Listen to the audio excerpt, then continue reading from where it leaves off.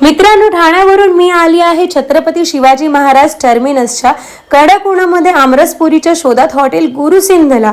इथे 99 रुपयापासून थाली स्टार्ट होते, पण आम्ही टेस्ट करत आहोत आमरस थाली, जी फक्त आहे 280 रुपयामध्ये. तर ही आहे आपली आमरस थाली, ज्यामध्ये आपल्याला एक प्लेट आमरस मिळतो.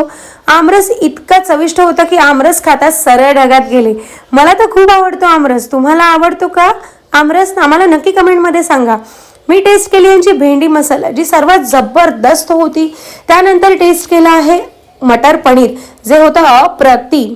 मग टेस्ट केला आहे माझा फेवरेट पनीर पुलाव, तो काकडी स्लाइस ठेवून.